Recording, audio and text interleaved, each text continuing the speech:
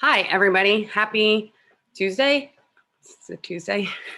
Thank you for joining us for another Buying into Brooklyn. My name is Victoria Alexander. I started doing these Buying into Brooklyn classes about 15 years ago when I started Realty Collective. We used to do them in person at the Brooklyn Brewery, at the Brooklyn Brainery. We had a partnership with Brooklyn Brace, the Brooklyn blog. There's a lot of Brooklyns in there. And so we did them in person and had a great time in person teaching people about the home buying experience. And, you know, the last class that I did, somebody said that they came to one of those classes in person about 5 years ago. So even though if you feel like today you might not be ready to buy, you know, in the next couple of months, that doesn't mean that this isn't going to prepare you to put you in a position so that you're better prepared for the time when you are ready. So being armed with this information is going to get you to that crossing that finish line, if it's now or if in 5, 10 years, whatever it takes to get you there. But I'm happy to work with you throughout that time. Like I said, I'm Victoria Alexander, and I started Realty Collective 15 years ago because I wanted to defy the stereotypes associated with real estate brokers after, running into some experiences that I didn't think really represented the field I wanted to work in. So I have been working with Rashidah for over a decade, it feels like, because she was the broker, the real estate lawyer that worked with me on the purchase of my house. And Lisa Yountchi from CrossCountry Mortgage, who I've been working with the last couple of years. It's really been amazing working with first-time home buyers. So we have created this dynamic, I can't say duo, dynamic threesome. That doesn't even sound good. For us to help people through the buying process. And this class is just one of the ways that we have decided to do that for free every month. Now we've decided we're going to do it monthly because it seems like this is a great way to hang out and spend time with people. And it seems like in our future, there's going to be a lot of still online life. So why don't we just commit to doing that? So Rashidah, do you want to say anything before we get started? And then Lisa? Yeah, thank you, everyone. Yeah, it's been, I guess, a couple of months now that we've been doing these Zoom seminars, and just a little bit about myself. My name is Rashidah Siddiqui. I'm a partner in my firm, Serpico, and Siddiqui PC. I primarily do real estate transactions.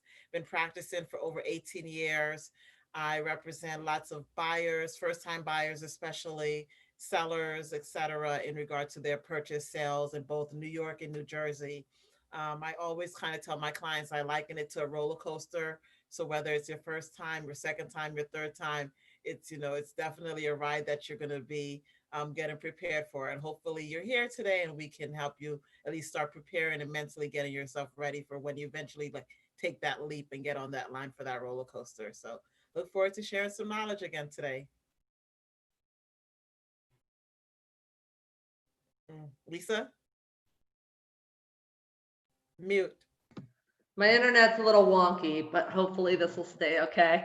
So hi, everyone. My name is Lisa. I'm from CrossCountry Mortgage. I am a mortgage loan officer. I've been doing this for about 6 years or so. CrossCountry Mortgage is a private mortgage bank, so it functions like all the big banks, but all we do is mortgages. We really specialize in having a whole bunch of products, so I can find the right one for my client. Like Victoria said, I really love working with first-time home buyers. I love creating sort of a relationship so that you know all the ins and outs of what's going to be involved in the buying process. And when you're ready to move forward, then you're ready to go. And yeah, we've been doing this for a while, and I look forward to answering your guys' questions. So without further ado, then I guess we're going to get started. So let me just pull up my PowerPoint. No, I have to hit share screen. Gosh.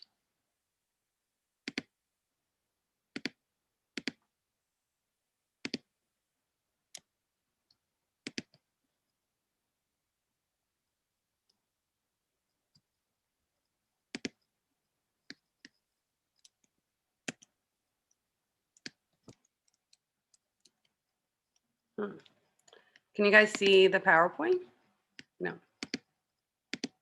What happened to my PowerPoint? There we go. Sorry. Oh, and I'm all the way at the bottom.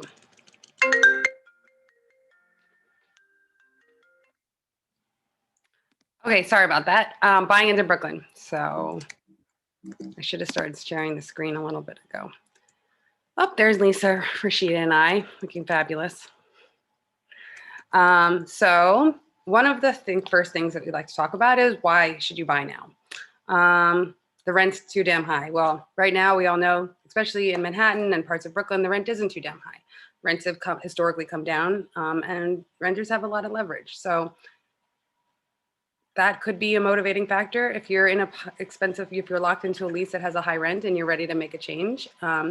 You want to have your own design. You want to make an investment in long-term or short-term and build equity for yourself. Interest rates are historically low, so it's really a good time to be buying. So that's one of the reasons. Anybody else have any reasons why they might want to buy right now besides any of those that I mentioned?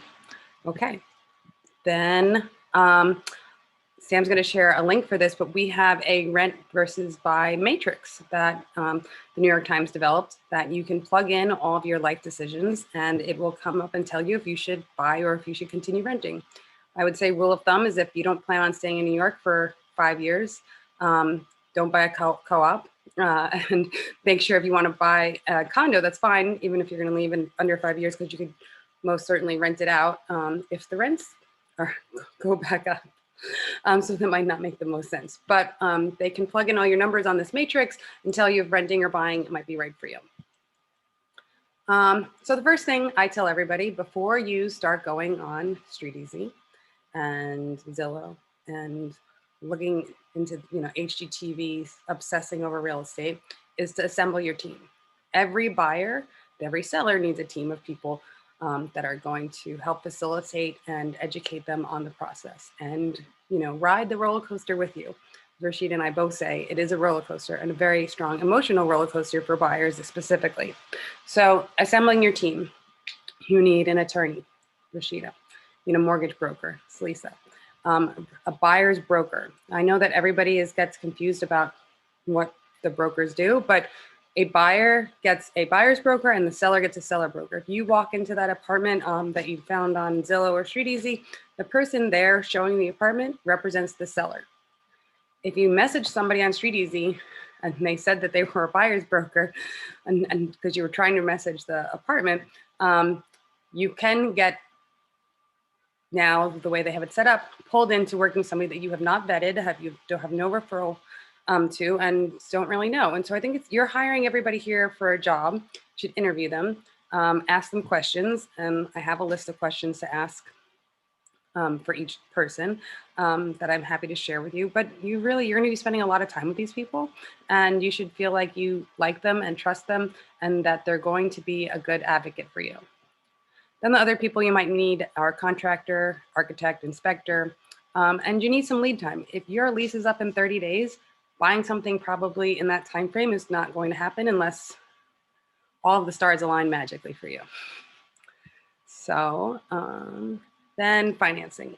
So before you go and look at anything, you need to call a mortgage broker. You need to call a mortgage broker, not your bank where you have your money unless you have millions of dollars, because then you actually have some leverage with your bank. But if you could call your mortgage broker and shop around and make sure that they are giving you different products. So I'm going to let Lisa talk about financing and what that will look like in a first conversation about buying.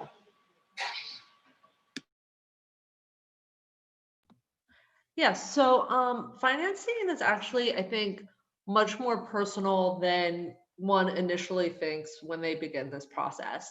And why I say personal is because obviously, you see advertisements of rate and this and that on the web, but it really is a pretty personal and individual process in terms of what you're specifically buying, because there's a bunch of different options. So if you're buying a condo or a co-op, you could do something as little as 10% down, or maybe even 3.5% down if it's an FHA approved condo, though those are sort of rare in the city, up to 25% down, depending on sort of what a co-op or a condo is sort of looking for as a competitive offer. Similarly, if you're doing a single family or a multifamily home, you have options, from 3.5% down to 5% down to 10% down, etc. So the first conversation you really want to have with a financial professional is to sort of figure out what you're sort of looking for and what you think you can afford in terms of monthly payment and how much you think you can put down. Because those two things are going to help you understand what products are available and what options are available. Also, in your initial conversation, I really want to know, like, what are your plans with this property? Is this a first time, like a 5-year or 10-year plan option, like 1-bedroom condo that you think is just to get your foot in the door of buying? Or, is this the place that you're going to die in? Because then again, that again will help you sort of understand the various options that are available. And then the second question is, when we begin a loan application, I look at how much you make, whether you're self-employed or a W-2 earner. COVID has really affected self-employed qualifications. That doesn't mean it's not possible, but that's something that very early in the process, you need to have a conversation with your lender about so you can get all of your ducks in a row. How much you want to put down, how much you are comfortable with as a housing payment. And you also have to realize that what the financial team uses to help qualify you is different than some of the things you might have in your debt. Like, for example, I have children. A huge part of my monthly debt is childcare. That's not going to show up on a credit report. That's not something that, a mortgage would take into account when they think about pre-qualifying me for a loan. That's something I need to think about when I look at potential housing payments as to what can be possible. So after that process, then we crunch some numbers and you get what's called a pre-approval.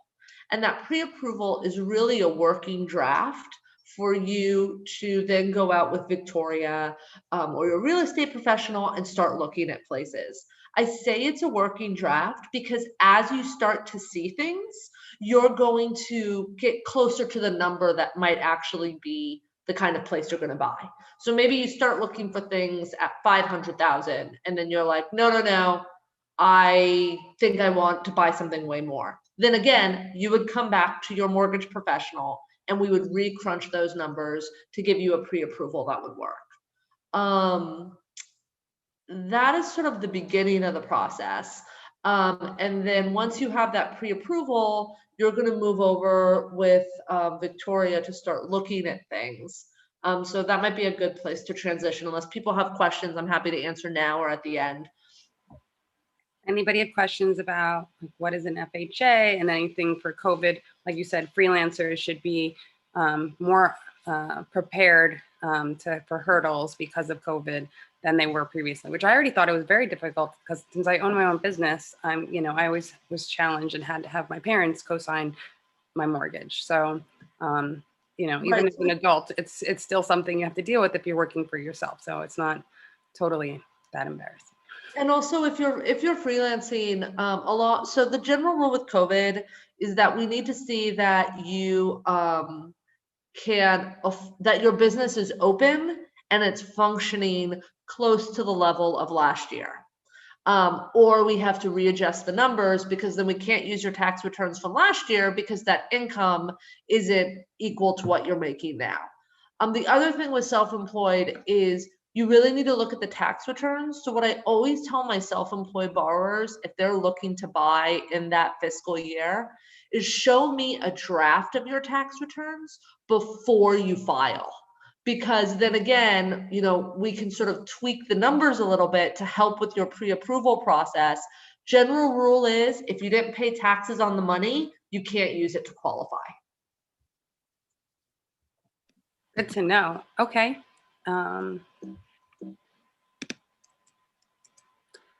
So you have gotten yourself together by figuring out how much you can afford, and you have a pre-approval letter. You're armed with a pre-approval letter before you go out and physically look at anything.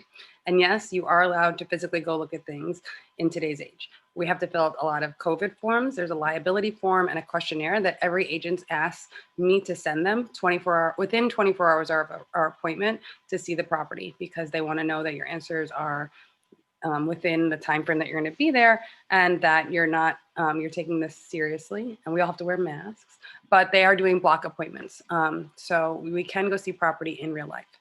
So you're looking online, and where do people search? You can put in the chat where you're looking. Are you looking at StreetEasy, Zillow, Realtor.com? What else is there that people are using? I'm interested to hear. Are people using Localize? I used to see a lot of ads for those in the subway, but I haven't been on the subway in several months. Oh, and I didn't see in the chat that, is anybody looking outside of New York City? Lisa and Rashidah work all over New York State, and Rashidah also does New Jersey. And I do New Jersey, and I pretty much do all over the country as well. Oh yeah, I don't. I'm stuck in just doing New York, so I can help you find someone else, but I'm only New York, and I tend to only do Brooklyn because it's my specialty. So put in the chat where you're looking besides StreetEasy and Zillow. Then let's see. So finding your dream home, and everybody always gives me a list of all the things that they want to have. Like they want really high ceilings and exposed brick and crown molding and all that old world charm of a brownstone in Cobble Hill or Carroll Gardens, but they want a doorman and an elevator. And I usually have to give them the reality of that sometimes those things don't match up. And so we have, the first thing I do is have a conversation about, first, are you still commuting? Is that important to you? How are you commuting and where to? The size and the sort of build. Do you want to be in a 4-story building with 8 other apartments, or are you comfortable being in a 200 apartment building? Do you want modern finishes? Do you want a washer dryer? You know, all your bucket wish list things that you want to have really is going to determine which product is in that neighborhood, or what neighborhood you can look in, because it offers the product you're looking for. If you want to be, you know, in Park Slope, but you want to be in a high rise, you're gonna have a very limited number of apartments that'll be over there, because it's a brownstone neighborhood that has a lot of landmarking and a 4-story height restriction on most of the blocks until you get closer to 4th Avenue. So we first talk about like what your really must-haves are, and then try to match the product with the neighborhood that you're gonna be living in, or that you can live in. So making an offer and negotiating the terms. So we've looked at a whole bunch of stuff. You know what you want, you've found it, you want to make an offer. We then try to gauge how many other people are interested, how long, by other factors like how long has it been on the market, what incentives are they offering, you know, what have other things in the building sold for, what else do I usually take into consideration when we're making the offer, how many other people were at the showing, have they already had a price drop? What's the seller's motivation? So all of these things come into play when we're thinking about what to offer. And sometimes, you know, other broker is up front, and I can get on a phone call with them and gauge, you know, where we should be coming in at to make the deal happen. Like, listen, they're not going to negotiate on the price, but I can get you a lot of seller concessions. We can go into what seller concessions are if people are interested after this. But so say we come to a meeting of the minds, then what happens is we send out a deal sheet to the lawyers, and the lawyers then start working on the contract. So getting into contracts, so I'm gonna hand it over to Rashidah. So yeah, we're normally, as your lawyer, the last person prior to, you know, you found your property, you've been pre-qualified, pre-approved by your lender, and now you're at the beginning of that roller coaster line, and all of a sudden you have to sign a contract that you've been saving up your down payment for years. It's your first time purchasing. This is where it really starts to get real. So as your attorney, obviously my fiduciary obligation is to you. Typically right now, a lot of the contracts you're signing electronically. I'm meeting with clients via Zoom. Down payments are given, you know, via wire. So there's a lot of precautions and things that we want to make sure that you're aware of as you do this process. But prior to you signing the contract, a couple of things have to happen. In New York, if you're buying a house, also depending on the size of the co-op or the condominium, you want to do an inspection. Prior in the midst of COVID, inspection companies were not going into the properties, but now they are. I'm sure They also have to sign certain forms. And of course, everyone has to make sure they're masked up and things like that. But your inspection is done prior to you signing the contract. And that's important because if you don't do your inspection prior to signing, you're signing a contract that says you understand the condition of the property. You're taking it in that condition. Yes, electrical system things have to be in working order, but let's say there's a broken window. It was broken when you saw the property. They don't necessarily have to fix it if it was there when you initially saw it, but you didn't do your inspection.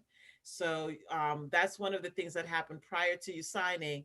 While I'm doing that, while you're doing your inspection, I'm also reviewing the contract to make sure that there's certain contingencies in there. If you're buying a house or um, if you're buying a condo or a co-op, as your attorney, I have to do due diligence, which can take up to a week, sometimes less, sometimes more, depending on the building. But that due diligence is really to make sure that, even though you love the unit itself, you're buying into a financially sound building. So we reviewed the financials for the last 2 years, the board meeting minutes, the offering plan, the amendments, and to see where there's litigation, where there's history of maintenance increases. And that is said, really important because you want to know what type of either condo you're buying into, co-op you're buying into, not so much for a house because that is part of your title when you're doing the title search to see that you're getting the right property. There's no title issues. A couple of other things that go into your contract of sale that we want to make sure that is in there is an mortgage contingency. A lot of times now we're getting these things where people are waiving their appraisal contingencies, or it's the hot market, so they're bidding above the asking price. So now it comes into consideration, what if it doesn't appraise? Are you able to come up with that difference? Are you willing to sign something, go into contract with a provision that way? Or your standard contract would have that you have an appraisal. If it doesn't appraise, depending on the type of mortgage you're getting in and the amount you're putting down, you may not be able to get your loan. So you want to make sure that if that's a huge consideration, you want to make sure that there is an appraisal contingency in the contract. It's part of your mortgage contingency. We've had situations where it didn't appraise, and they've negotiated to either meet halfway, either they've lowered it, but you always want to at least have that option versus having to come up with that funds that you may need to make up the difference. Another thing that goes into the contract of sale is now we have what we call is kind of like your COVID-19 clause, which we account for if there's, unfortunate, if we go into quarantine or there's a delay for some reason, again, that we can extend the time periods. A lot of times we limit it to extending it for either 60 or 90 days past your original closing date. So we want to make sure that you have those options so that you are still in contract and you're protected. And that also, if you're not able to, if you lose your job as a result of a COVID-19 related issue, you have a right to cancel. So there's a lot of provisions that when we're negotiating your contract that we try to include in there to make sure that you're protected.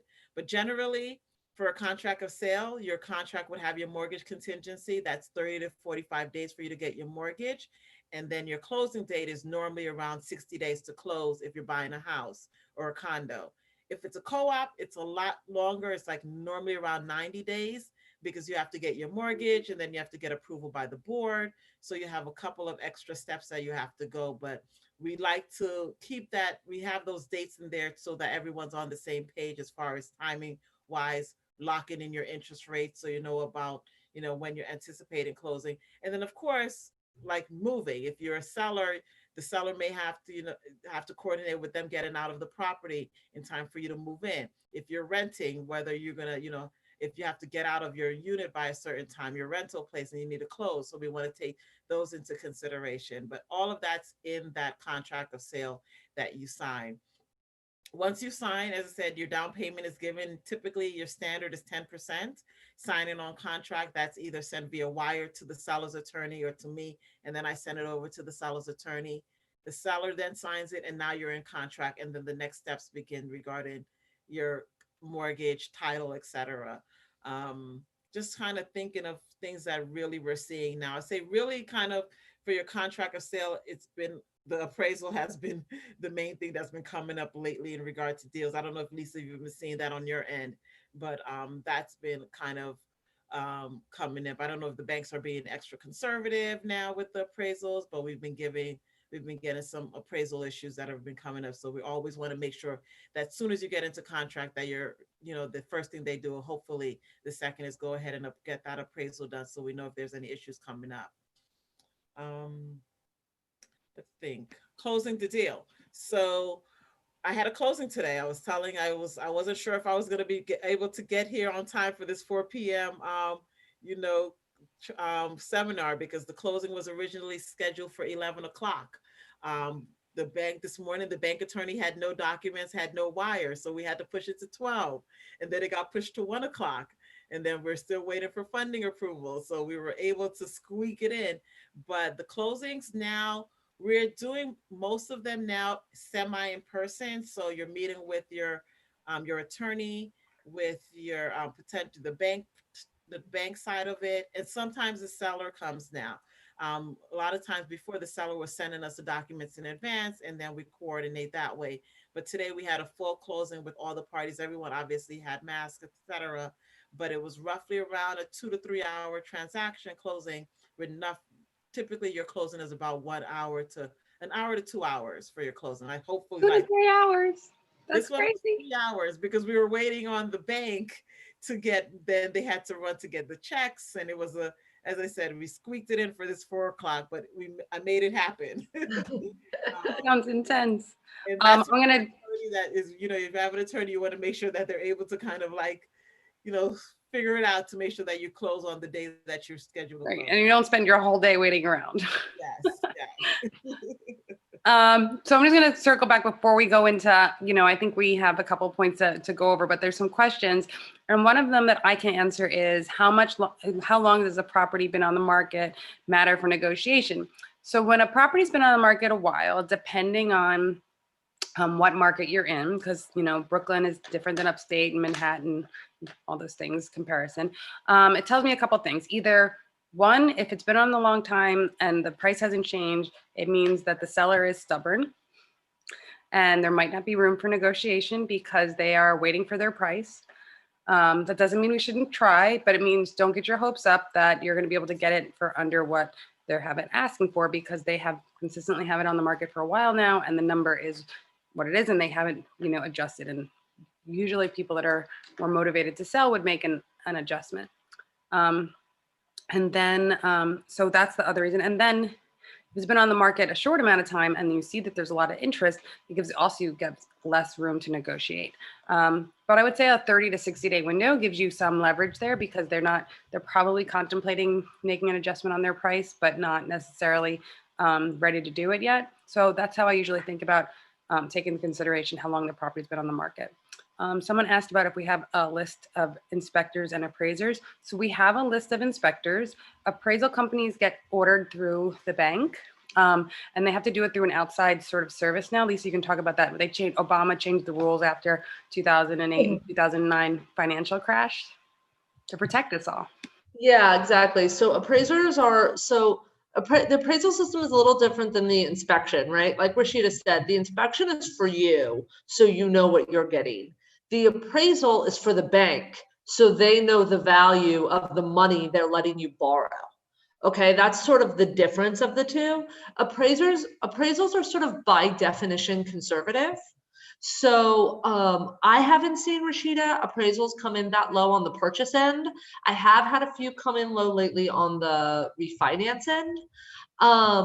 But two things you need to know. It's totally through an outside system. That's to protect you and just to protect the banking industry so that the kind of corrupt practices that were happening, during the financial crisis don't happen again. But the second thing also is that, appraisers are people just like everybody else. And one of the things that I really like about my team is one of my branch managers actually used to be an appraiser.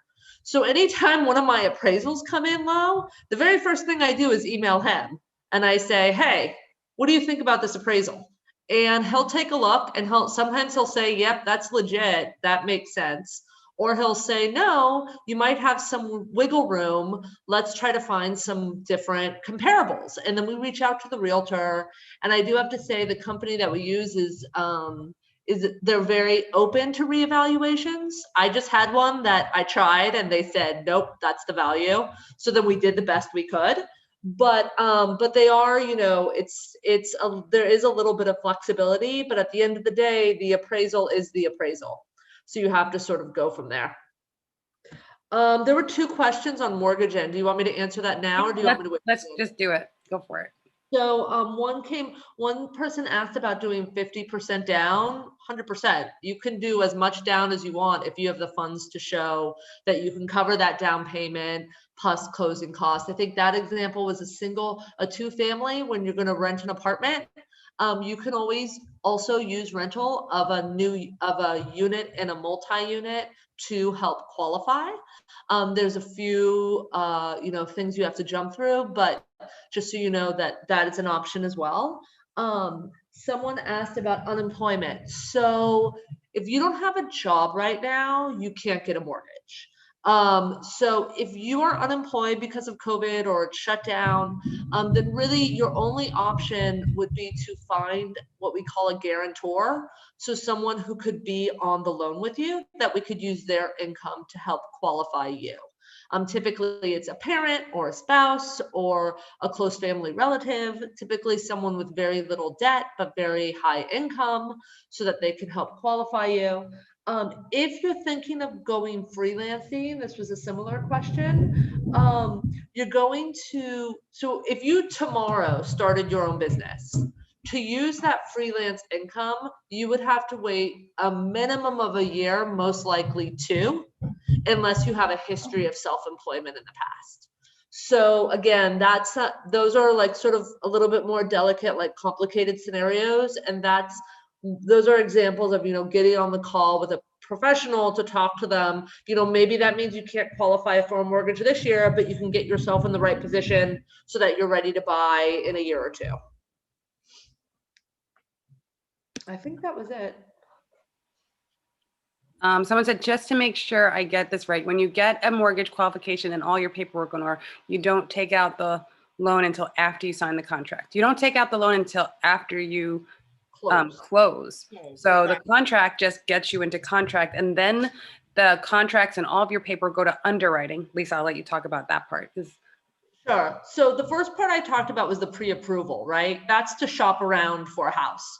Now, once you actually have the contracts that Rashidah or an attorney has helped you execute, once you have fully executed contracts, you have what we call a live deal. So that means we are starting the loan application. Ideally, you know, we have talked beforehand. I have your documents. We know everything works. So now it's just making it a deal, ordering the appraisal, doing all of that stuff. From that moment that we order the appraisal, basically everything we're doing is getting you in line and prepared for underwriting. Underwriting is the department that reviews every loan to make sure that it fits the parameters of the program for the bank. You know, underwriting has been really slammed lately because everyone in the world is refinancing or buying right now because rates are so low. So when you shop around and when you interview mortgage professionals, one of your very first questions should be, what are your underwriting turn times? Because I'll tell you right now, our bank typically in not times like these, our underwriting turn times are within 24 to 48 hours, which is sort of amazing. Now with how busy we are, we're looking at a week to 10 days, which is still so much better than our competitors. So for example, if you're working with Rashidah on a contract and the contract's to close in 60 days and the underwriting is gonna take 90, that's a real problem. So those are problems that you wanna try to head off as much as you can by having sort of a frank conversation with your loan specialist as to, you know, what the volume is looking like right now. So yes, we have inspectors. I have a list of them. I have one that I always refer because the one thing I really like about him is that he explains how the systems of the building or the condo work, so that, like for me, I didn't ever, before I got into this, and I bought my house, and I broke a lot of things because nobody ever walked me through, because I stupidly skipped getting an inspection. and I froze my pipes, and I've done several things that were probably avoidable if someone taught me how everything works together in my house. But having an inspector that can talk to you about what you're actually purchasing and how they work so you understand for the future is really important. So when things go wrong and you know how to take care of them. And like basic maintenance. And that's one of the things that I send to sellers now or buyers is that after they're closed on their property, what does it look like to take care of a property? I liked all the answers about all the different places people were looking. And then I think these were all the, did we answer all the questions, Samantha? Oh, Upstate and Beacon, someone's looking. I'm putting more money down. Oh, one more. Oh, one more is coming in. I'm waiting to get the rest of the question. What about freelancers for what? Is there another part of that question? While we're waiting, I'm going to talk about, so everything goes to underwriting. And then once the bank gives the clear to close, that's when we set up closing. And before closing, though, we do something with the final, called the final walkthrough with the broker, where we walk through and make sure the property is in the condition that you were, one, promised, and two, that you saw it the first time. And then if there are problems, right, that arise from that, then we work with your real estate attorney to make sure that there's a solution for that. And it's either a credit or money in escrow, or we're going to push back the closing till it's resolved, all that kind of stuff. Here's the question. What about freelancers think it's a relation to, oh wait, Rashidah, were you going to say something? Yeah, I was going to say it's fresh on my mind that you're talking about walkthroughs and things like that. So my closing today. So one of the things I always, when I meet with my clients, say, try to schedule your walkthrough, not the morning of the closing, because you don't have enough time. You're stressed already. You have to get the checks or the wire. So try to do it at least 24 to 48 hours prior to the closing date. That way you have enough time to do a full walkthrough. And also if something comes up, you have enough time to get estimates to maybe helpfully get it fixed prior to you coming to the closing. The closing this morning, they did the walkthrough right before the closing. And lo and behold, I get an email. These are the issues. And we're running around trying to get estimates on, what is this? Is there's a jacuzzi isn't working properly? Is it clogged, or is it a plumber needs to come in? Or, the ice maker in the refrigerator isn't working. So these are things that your closing day is hopefully stressful enough that your walkthrough should hopefully, as I said, done between 24 to 48 hours prior to closing. So things that we can address. And yes, we end up holding money back in escrow. It was a negotiation on how much amount is going to be held back in escrow. And now post-closing, the parties have to coordinate to get access and things like that. But if they had done it within 24 to 48 hours, we probably could have got like more of a realistic estimate on what was the cause of, the things that came up versus half an hour before they were supposed to come to the closing and get in a list of items that weren't, that came up. So I see there's a few. Yeah, there's a few financing questions here. Do you want to? So let's go through them sort of quickly. In terms of the down payment impact for pre-approval, yeah, you can put down as much as you want, and as long as you have those funds, or if you're getting a gift from a parent or what have you, it can up your purchase price. So let's say, for example, you don't make a whole lot of money. You can only qualify for a mortgage of $400,000, but you want to buy a place that's like $900,000. Well, if you have the funds somehow to basically purchase a property for $900, but put $500 down, so your mortgage is only $400, that's fine. That's fine from the purposes of the bank, as long as you have that money, or it's coming. And by having that money, I mean it's coming as a gift from a family member. It is in life insurance that you are pulling out of, and the terms of your life, of your 401k allow that, mutual funds, what have you. So that's totally fine. In terms of freelancing, in relation to the mortgage approval. So yeah, I've sort of talked about that a little bit, but really, like, freelancing is really, you sort of really need to have a conversation. And I highly recommend that those of you that are sort of interested, give me a call just so I could talk to you about what I need in order to see, like, if you talk to a mortgage professional and they say, yeah, that's fine. I would be very suspect if you are a freelance or self-employed in this environment. I'll tell you that the very first thing I ask any self-employed people is to send me their latest 2-year tax returns, because that's going to just start the conversation to see what might be possible. So it's a little bit of a sort of detailed process. If you're self-employed, it's 100% possible. I have about 5 or 6 self-employed people I'm doing loans with right now. But it just making sure that you have your ducks in a row and that everything is, you know, where it needs to be. In terms of a company and a partnership buying property, so that depends on, so if you're doing like 4 units or less, that's still considered residential. If you're talking about more than 4 units, then you're in commercial loan now. So then you're looking more like, if you're talking about buying like a 10-unit building, that's a commercial loan. I do those too, and I'm happy to talk to you about them, but it's a little bit of a different kettle of fish in terms of what the mortgage company is looking at. It's 100% fine to buy something as a company or a partnership. Typically, the LLC for a company or partnership is done post-closing, just because otherwise it's a little bit of a higher rate. So again, those are sort of conversations that we could have, but it's definitely possible. And then somebody asked, is it more strategic than to buy while you're still fully employed? Get through the legal process. And I would say yes. Yes. I know the answer to as that. long as you don't lose your job before closing. Don't change jobs before closing. Yeah, 100%. So hopefully that answered a bunch of your questions. So and just people understanding the roles here just a little bit.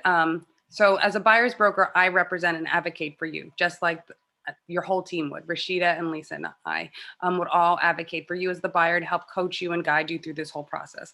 I don't find you a property that's like hidden in a gem in a haystack or off market. Those days are sort of over. It's about really helping you understand what you want and helping you make the decision and getting you across the finish line to get you there, to get you what you want. I have a lot of expertise here in Brooklyn, but I'm not going to be able to guide anybody that's, you know, if you want to buy a house upstate, I'm going to refer you to that expert over there. I'm an expert in a certain thing. So, and just like Lisa and Rashidah are, we're all experts in our very specific knowledge base and field. So that's why you need all of us to make the dream team.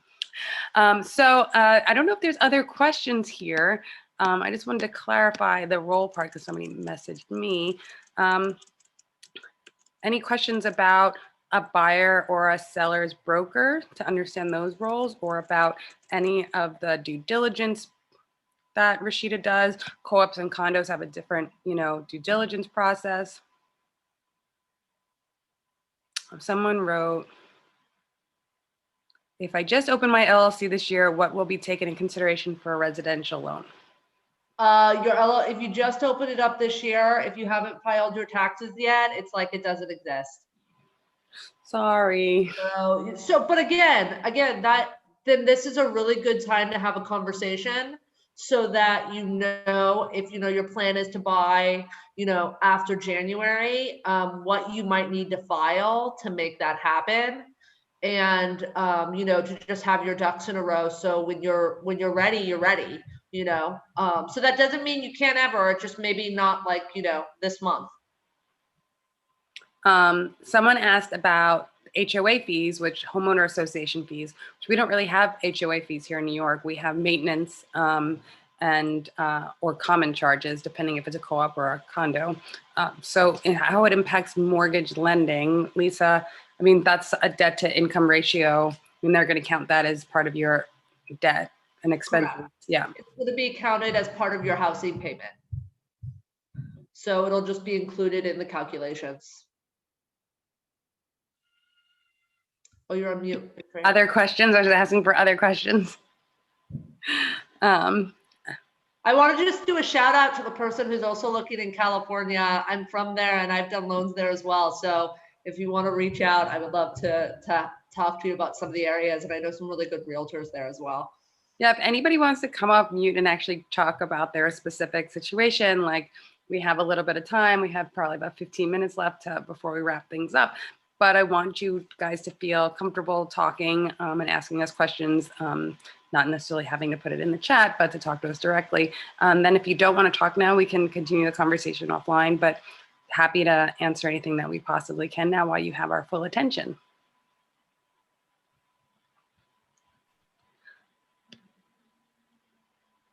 What's the specifics in Brooklyn? Any tips?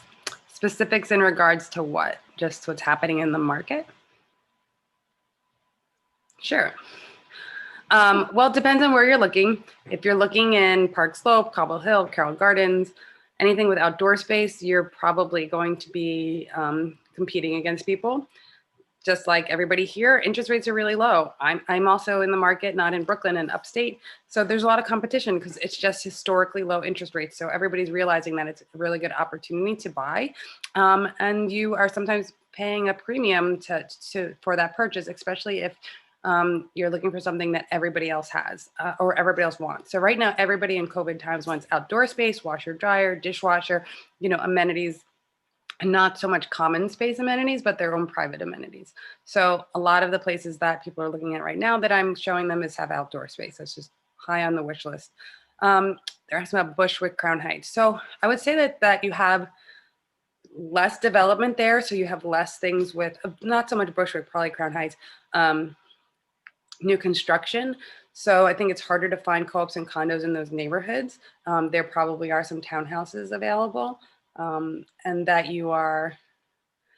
those are in less demand than like Cobble Hill, Carroll Gardens, and Park Slope, like anything on the western side that's close to the waterfront. The landlocked neighborhoods seem to be, more dense and overpopulated and not as in demand. And just like Manhattan's, you can get really great deals now if anybody wants to live in Manhattan. And then somebody said, any specific tips about co-ops in the approval process? I've been looking more in the Sunset Park Greenwood area. Well, I just sold a co-op with Rashidah's office in Sunset Park during all of this craziness. And co-op applications are very time consuming to put together. And I have a whole process for it. I set up all of my buyers in Basecamp, which is a project management tool, and give them so we can manage their process with checks and balances, to-do lists. I have a library of resources that I offer people. And specifically with co-ops, I have a crash course in co-ops so that you understand why you might be rejected, how you should organize all your information, how you should talk to the co-op board during your interview, what you should say and not say. It's a much more, there's a lot more preparation and time that goes into purchasing a co-op because you're managing your relationships and how you're presented to other people that are going to be deciding if you're allowed to be part of their corporation and to live in their building and follow their rules. So any other specific tips about co-ops and the approval process? I would say have a really good broker that knows how to put together a stellar co-op application and really prep you for the interview. Things can be awkward and lost in translation over Zoom. And interviews are happening now over Zoom because, as you know, co-op boards are a mix of age groups. How does expected rent factor in a loan approval? I'll let you take that, Lisa. Sure. And also just to say something about the co-op approval process. I think it's also just really important that you have a team that really knows how to do co-ops. They're different than everything else. And they're, like Rashidah said, they take longer, they're time sensitive. So for example, like a co-op board isn't even going to look at your application until they have a mortgage commitment. So this is another thing, like if your underwriting for your mortgage is taking really, really long, that's even longer till you have your board interview because they're not going to look at it. In terms of the due diligence, Rashidah and Victoria and I are all working on a deal right now, and Rashidah is just awesome with the due diligence. It's really important. And sometimes seller brokers will give like a pushback. I actually had one seller broker tell like the client, you don't need to do due diligence. And the attorney was like, what are you talking about? So it's just really, really important. In terms of the rent factor, so the general rule is, so let me give you an example. You're buying a 2-family, classic Brooklyn, right? 2-family with a illegal in-law in the basement. Okay, for mortgage purposes, you cannot use that illegal in-law as part of your rental income. Okay, whatever you want to do with it, you can do with it after closing, but to qualify, if it's a 2-family, we can only use those 2-family units. You're living in one, you're renting out the other. When we do the appraisal, we also, basically, it's a special program. You ask for the appraisal to give an idea of the rent. We also get an idea from you and the broker. What do you think this unit's going to rent for? The appraiser confirms that that's like a good ballpark estimate, and then we use 75%. So for example, if the unit above you would rent for around $2,000, then we would use 75% of $2,000 to help qualify you for the mortgage. Okay, any other questions?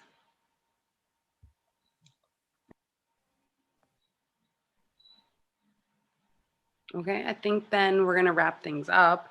Rashidah, I think that, you know, the one thing I thought was important about the couple deals that we are doing together is the due diligence that, and then trying to prep people right now for having access to their funds. I know you both worked with Sarah, who we went and signed the contract with, but then because of COVID, it hadn't moved her money over correctly and it delayed things. And we were all worried that they were going to go with another deal because they had a backup offer. So really making sure you listen to your experts like Lisa and Rashidah about, okay, if they say I'm going to need these funds, don't wait till the contract's ready to sign to move your funds around, because that can delay things. And things are already moving slowly, and brokers and agents that are advising their clients are used to things moving a lot more rapidly and can encourage their clients to move in a different direction if they feel like we're getting cold feet or purposely delaying, or we're, you know, trying to kill the deal. So I think it's super important to make sure that you listen to when Rashidah says transfer your money, you transfer your money. Yeah, and you know, closing, and yeah, so listen, a lot of things are being done via wires now. So if you have, like, people don't really have checks anymore, or so if you have like Ally Bank, or you have like an online bank, you don't have like something like a Chase or a Wells, you know, you have to find out what's their turnaround time on sending out wires. How quickly do they get it out? Because you have to take that in consideration as well. For both when you put in your down payment down, and then also for the closing, because the bank doesn't give me your final numbers until like today, the morning of the closing, but sometimes the day before the closing. So I may not be able to tell you how much you need to wire or a check you need to get until, I say, literally a couple of days, you know, maybe 24 to 40 hours prior to closing. So if your bank you don't have a physical bank, you're going to have to either speak with your attorney to find out about wiring the attorney the funds in advance, so the attorney holds on to it to get closer to closing, or wiring it into like a Chase account if you have a Chase account and your main money is into an Ally or something like that. So just really, there's a lot of moving parts in regard to you know, your funds and getting it liquid in time, because you've been, as I said, it's a roller coaster. All of a sudden, those funds need to be available to be given to the other side right away as soon as you sign it. I just looked at my email. I just got a contract signed by a client, and she just sent the wire. So literally, we spoke today, and it's ready to go. But on the flip side of that, once the loan application starts, try not to move money. And if you're going to move money, talk to your mortgage professional before you do so. Because I had a case, and I mean, the guy did not mean to. I mean, he was a first-time home buyer, but he started moving all this money around. He was paying credit cards, transferring this, transferring that, and it causes more work, which then makes your file take longer to clear. So, I mean, I think really it's just like being in good communication with your team so that everyone's on the same page. It's really important not to do that, especially in the midst of the co-op application too, because we're putting in 3 months of paperwork and documents, and we have to have all these line items, and everything needs to match, and they will go look at everything down to the decimal point for dollars and cents, and that it needs to match up perfectly. So if you start moving everything around, you know, move your funds ahead of time. If you're ready and serious about buying, and as soon as you found the place and you have an accepted offer, transfer everything so that is smooth and easy moving forward. So yes, it's best to keep your down payment and your closing funds liquid. Great. Cool. I think that's it, everybody. Thank you all so much. Thank you, guys. Okay, thanks guys. Thanks, Rashidah and Lisa, as usual. Okay, see you guys all soon. Talk to you soon. Bye-bye. Yeah.